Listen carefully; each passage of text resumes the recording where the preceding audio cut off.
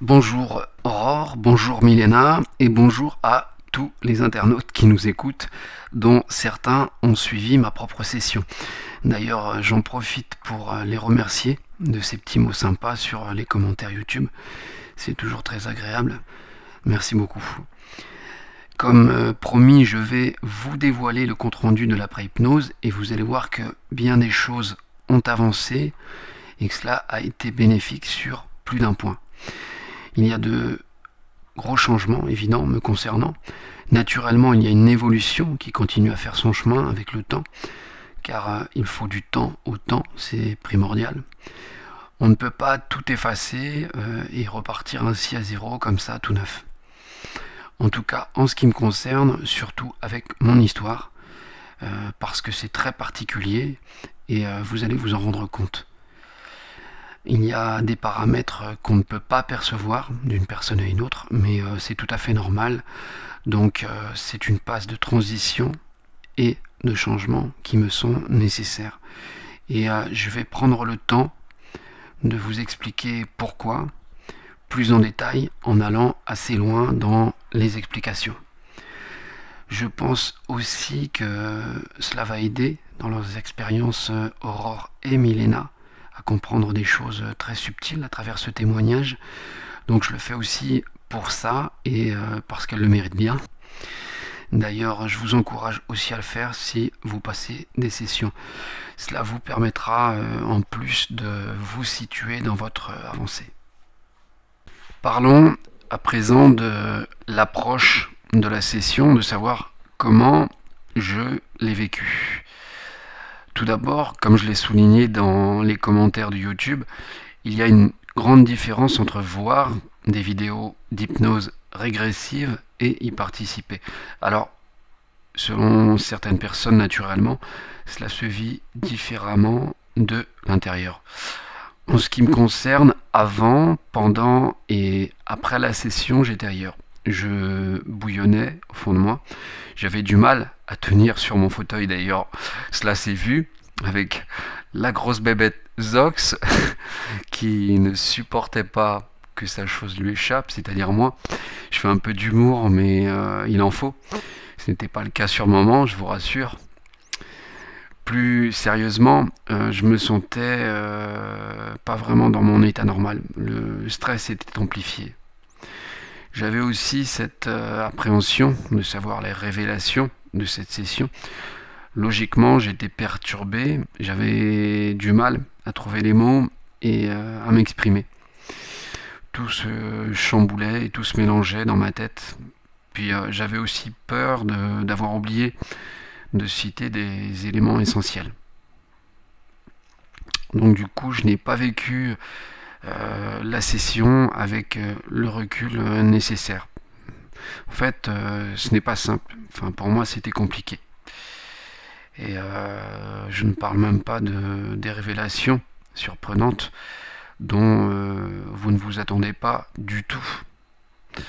En fait, toute cette accumulation d'informations que vous découvrez au fur et à mesure de la session, au fond de vous, logiquement, ça vous bouleverse. Et vous tombez de très haut. Par contre, concernant la parution de la vidéo 2 jours après, je trouve que c'est très bien car elle aide à prendre le recul nécessaire pour revoir ces moments avec un autre œil, sous un autre angle, bien plus détaché.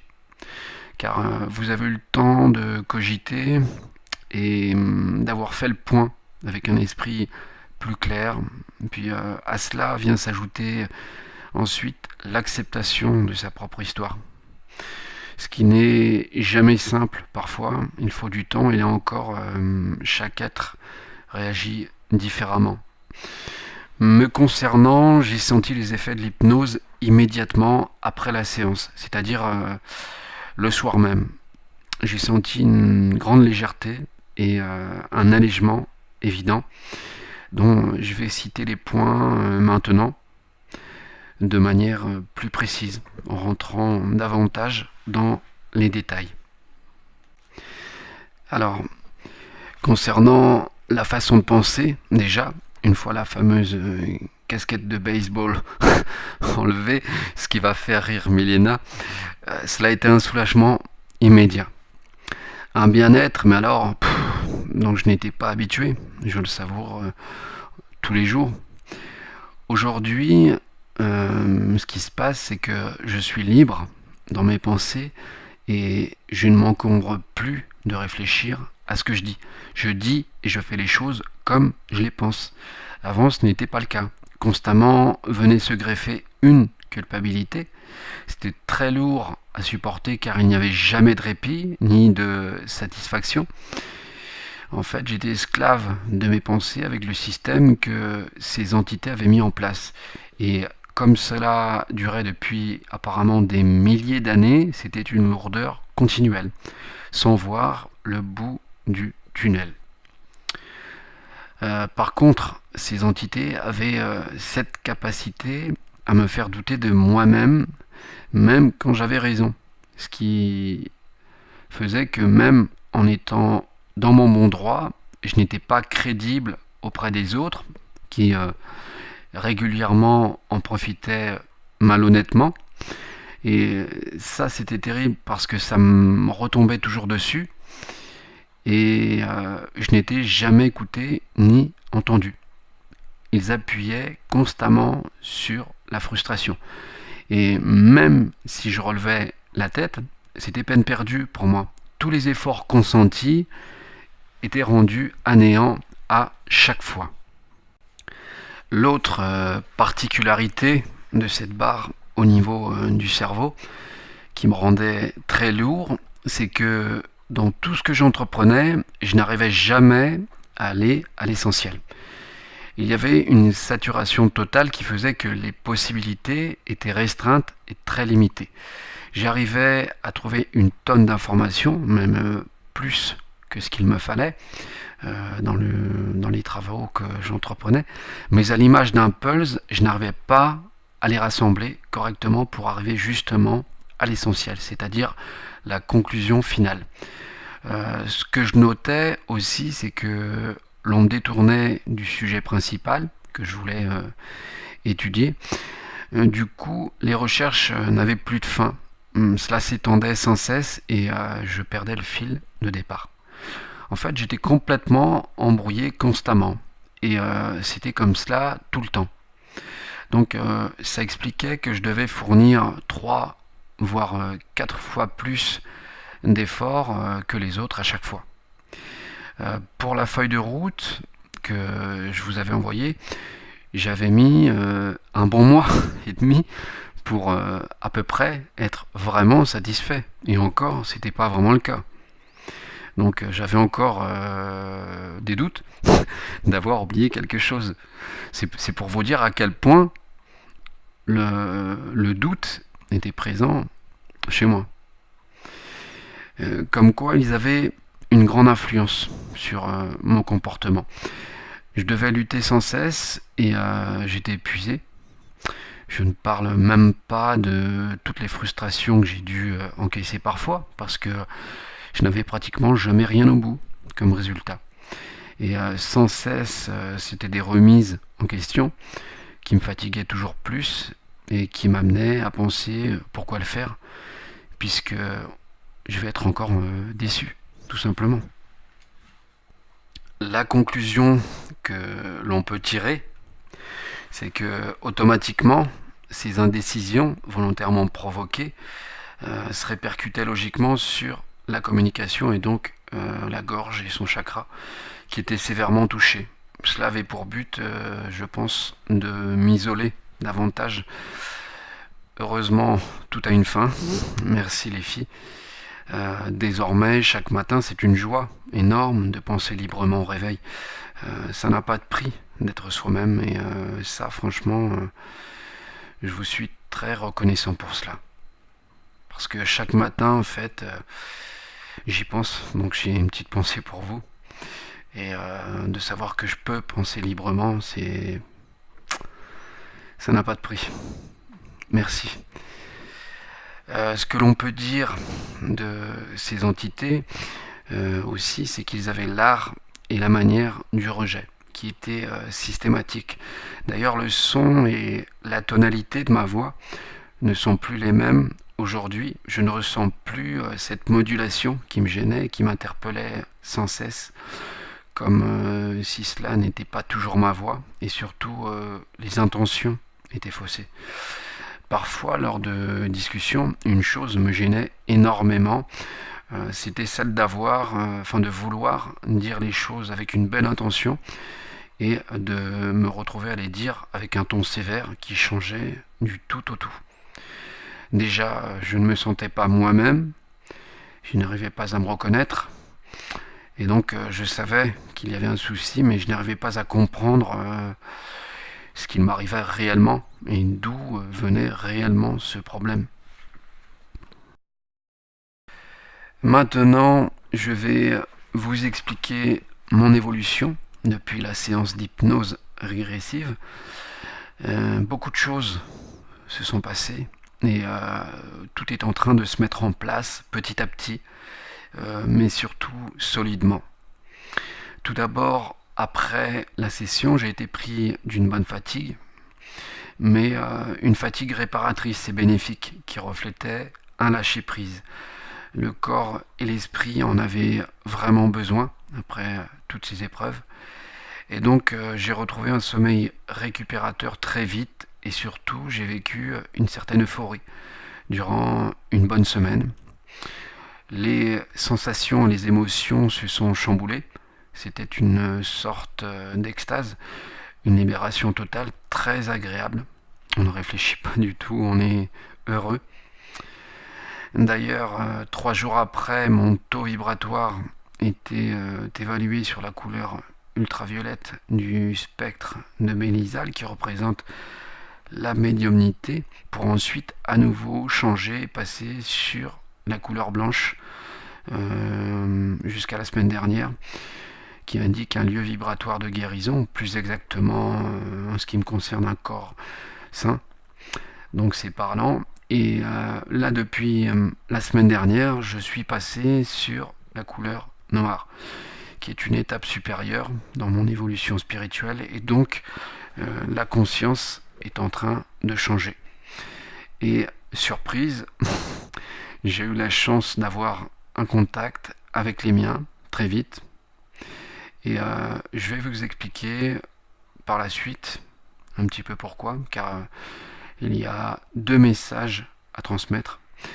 Mais avant, et je vais parler d'une chose importante, c'est la semaine suivante où le soufflet est redescendu. Mais pas de panique, c'est tout à fait normal puisque par rapport à mon histoire, j'ai un travail effectué sur moi, donc que j'ai commencé d'ailleurs, voilà.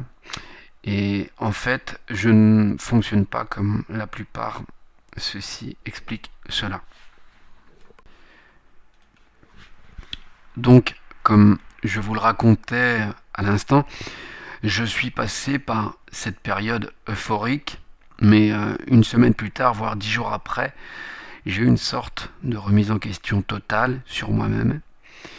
C'est-à-dire que ma conscience est en train de changer, comme je l'expliquais.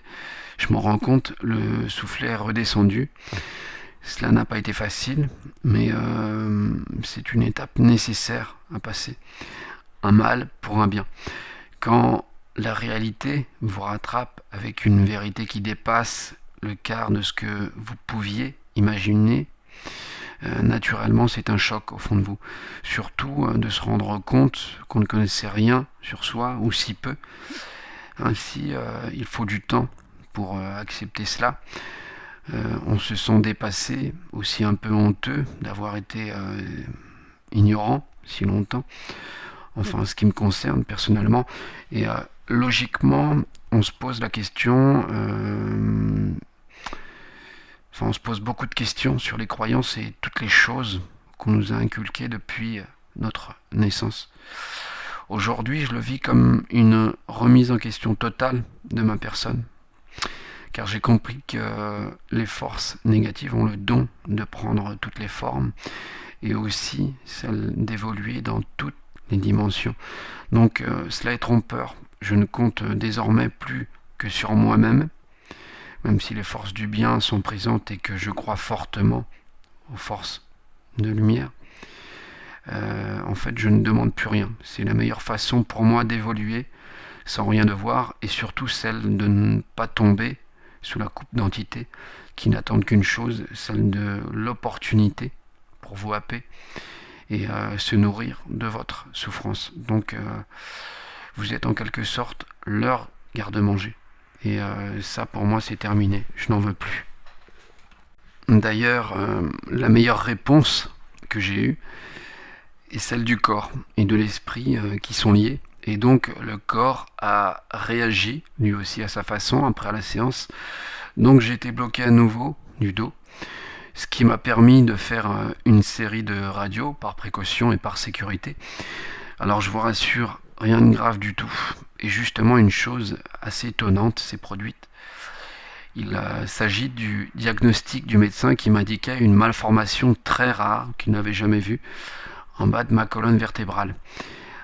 Les termes médicalement employés m'ont échappé, mais par contre, ils m'ont parlé tout de suite en faisant référence au fameux ADN de base dont j'appartiens, celle d'un centaure, parce que ça s'y rapprochait énormément. Donc, c'était parlant. Alors, je me suis tu, bien sûr, pour ne pas passer pour fou, puis je n'allais pas raconter ma séance au docteur. Hein, mais bon, c'est une drôle de coïncidence. Comme on dit, le hasard n'existe pas. Et franchement, il fait bien les choses. Puis le fait troublant, c'est que cela rejoint ce que disait Milena concernant les nombreux ADN que j'ai dû subir, malgré moi, et plus spécialement à l'endroit le plus délicat pour la transformation ADN d'un centaure à un humain, c'est-à-dire la colonne vertébrale. Et ça, Milena ne pouvait pas l'inventer. Donc le corps s'est exprimé, je pense, à sa façon également en apprenant la vérité et surtout en apprenant cette tromperie. Enfin, moi je le perçois comme ça. Et je reste entièrement persuadé que cela fait partie du processus de guérison. Il fallait passer par là, c'est-à-dire l'acceptation. Alors en ce moment, je me rétablis tout doucement. J'ai un rendez-vous avec l'ostéopathe demain. Et voilà, tout devrait rentrer dans l'ordre, hein. Apparemment c'est pas méchant du tout. Donc je vais reprendre le sport avec bonheur sans tarder.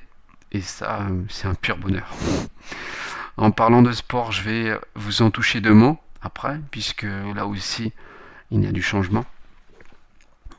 Comme le disait si justement Milena, le mouvement est dans ma nature, il est en moi. C'est exactement ça, j'ai besoin de faire du sport régulièrement, c'est comme ça. Je ne peux pas faire sans, je ne peux pas faire autrement, c'est dans mon ADN. Et je ne regrette rien du tout, ça me recharge à chaque fois. Bien entendu, des choses ont changé depuis la session.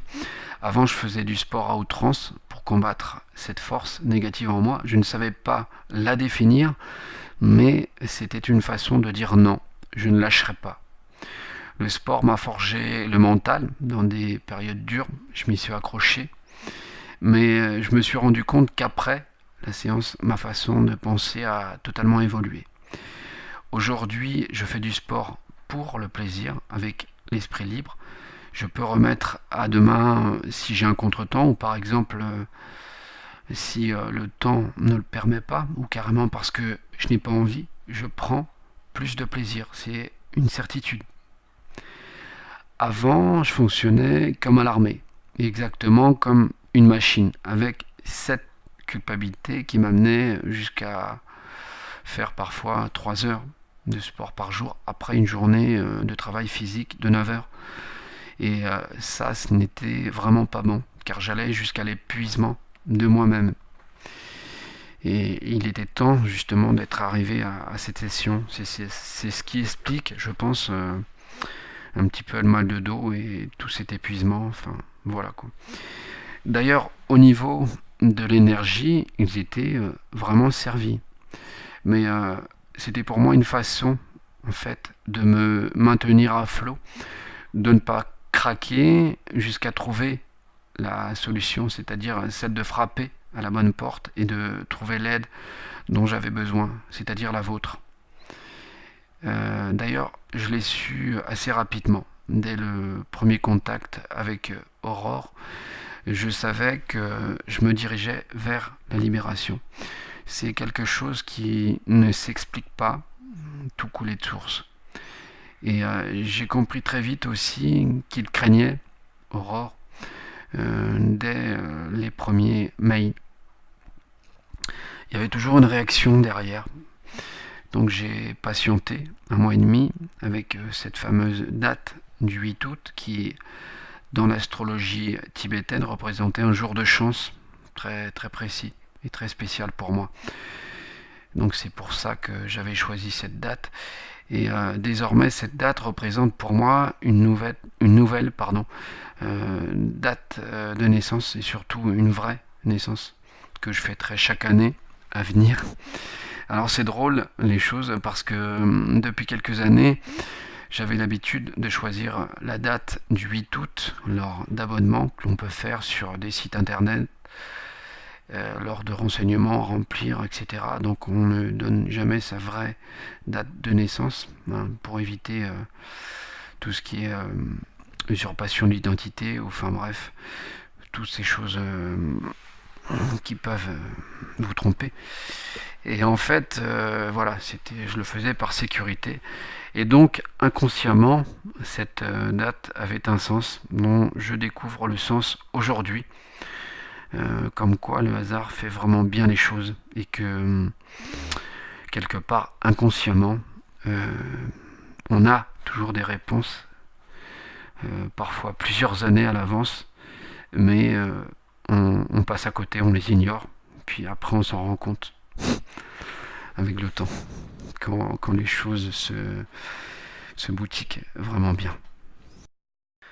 Aussi concernant le travail spirituel, j'ai entrepris un travail sur moi tous les jours. Cela dure environ 30 minutes au lever, à jeun, avec un ancrage quotidien, une activation des chakras, et en plus un yoga tibétain qui permet de stimuler et de réguler les 7 glandes endocriniennes leur étant associées. Donc voilà, les choses prennent forme et tout est de plus en plus clair pour moi désormais. Bien sûr, je dois continuer à travailler, j'ai encore beaucoup à apprendre, mais on peut dire que cela avance dans le bon sens. En fait, ce travail est nécessaire pour moi car le petit cheval domestique que j'étais avant la séance d'hypnose retrouve, on peut dire, son petit côté sauvage. C'est-à-dire que le ressenti au niveau des sensations, des émotions et aussi de la libido, tout cela réapparaît après avoir été longtemps en sommeil. Logiquement, ça me fait drôle et je dois réapprendre à nouveau à composer avec cela, puisque la bride est lâchée maintenant pour de bon. Mais c'est normal, ce n'est pas méchant, ça ne m'inquiète pas du tout. Concernant mes buts à présent, même si cela peut encore changer en cours de route, car la vie est longue et surtout imprévisible, je dirais qu'ils sont de continuer à évoluer spirituellement pour développer le maximum de potentialité en moi. Je veux essayer de voir jusque où je peux aller et s'il est possible de retrouver un potentiel qui se rapproche le plus de mon ADN et donc des miens. Alors on verra bien, le tout c'est d'essayer et de pratiquer. La seconde chose qui est évidente pour moi et qui ne se pose pas, c'est de retourner chez moi, d'où je viens, à la fin de ma vie. Donc je savoure chaque instant ici, sur Terre, comme le dernier. Et d'ailleurs, j'essaierai de donner le maximum de positif, de faire le maximum de bonnes actions dès que je le pourrai. Voilà, c'est dans mon esprit, dans ma mentalité. Mais comme je le dis, des choses peuvent changer encore en cours de route, même si au fond, j'en doute un peu. Car ces deux choix sont bien réfléchis et surtout bien ancrés en moi depuis cette session, en ayant pris connaissance et surtout conscience de mon histoire. Seul l'avenir nous le dira. Maintenant, je vais vous parler de la parution de la vidéo, comment je l'ai vécu. Alors concernant la vidéo de cette session d'hypnose régressive, je l'ai montrée à très peu de monde en fait. Cela se compte sur les doigts de la main, du moins à des gens capables de comprendre et de s'ouvrir à cela. Je suis conscient qu'au départ, pour une première vidéo, cela soit un choc pour certains, encore plus pour quelqu'un de terre à terre. Donc, excepté mon fils, dans ma famille, je n'ai pas trouvé judicieux de montrer cette vidéo encore pour le moment. Peut-être un jour, ce n'est pas le moment opportun, je pense. Enfin, je le ressens aussi. Avec les changements qui sont en route, logiquement, je me dis qu'ils se poseront des questions. Et peut-être à partir de là, je pourrais poser les premières pierres pour aller tout doucement leur expliquer les bienfaits de cette session et carrément leur montrer. Donc je reste patient, cela peut prendre des années. Et si cela se fera, alors tant mieux. Le temps fera les choses. On ne peut pas forcer les gens, c'est à eux de le vouloir. C'est là qu'ils comprendront réellement le sens de cette séance d'hypnose régressive. Et quand cela n'est pas le cas, alors cela indique qu'ils ne sont pas prêts, tout simplement. Donc il faut respecter cela. Chaque humain fonctionne comme une balance, avec un équilibre. C'est ce qui explique qu'il est fragile. Donc une grande prudence quand même est demandée. L'humain fonctionne beaucoup sur ses propres croyances. C'est à la fois ce qui le rend fort et vulnérable. Alors pour des gens fermés, vous pensez bien que c'est tout un monde qui s'écroule. À présent, nous allons terminer par les messages que j'ai reçus lors de ce contact, dont 2 messages à vous communiquer. Le fait étonnant s'est produit durant cette période délicate que je vous ai expliqué avoir vécu une semaine, voire 10 jours environ après la session. Et donc j'ai eu la chance très rapidement d'avoir le soutien des miens sous forme de rêves, de messages qui m'ont été d'un grand soutien, comme l'avait prédit Milena. Ils ont compris que tout se mélangeait dans ma tête, notamment par ce nouveau corps accepté inconsciemment que j'ignorais totalement. Ils ont compris mon bouleversement, ma détresse et mes interrogations du moment. Je vais vous en dire un peu plus avec ces 2 messages. Alors, ils m'ont expliqué subtilement, sous forme de conseils, les choses essentielles à retenir dans ma nouvelle approche à présent, surtout au niveau de mon adaptation que j'ai toujours mal vécue sur Terre, en ne me sentant jamais chez moi en fait. Ils ont compris que j'allais éprouver une certaine difficulté à m'y retrouver aussi soudainement, surtout avec toutes ces révélations. Et parce que tout simplement, jusque maintenant, j'étais anesthésié, je n'avais aucun souvenir. Donc la transition est plus dure pour me retrouver moi-même. Ils m'ont expliqué aussi que je devrais être conscient que je garderai cette difficulté d'adaptation jusqu'à la fin de ma vie, tout simplement car les émotions que je ressens sont issues d'une ADN, plus exactement d'une conscience, leur étant propre. Donc différentes des émotions humaines dans leur ressenti. Ainsi je dois accepter et faire avec, mais le fait de le savoir est déjà énorme pour moi. Cela me réconforte beaucoup. C'est un grand soulagement pour vivre au mieux mon parcours de vie terrestre. D'ailleurs, j'ai une anecdote à vous raconter qui me fait rire à chaque fois que j'y pense, surtout que ça devient une habitude maintenant. Avant et depuis toujours, j'ai toujours ressenti que j'étais différent pour les autres. Il me le faisait ressentir fortement. Mais le souci, c'est que je ne savais pas pourquoi. Ça me travaillait, ça me rendait mal, ça me torturait l'esprit et je n'avais jamais la réponse. Et aujourd'hui, avec la session, je le sais.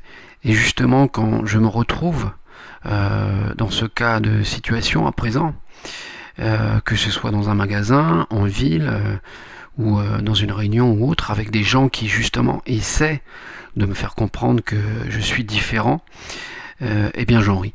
Parce que je le sais aujourd'hui, mais eux ne le savent pas.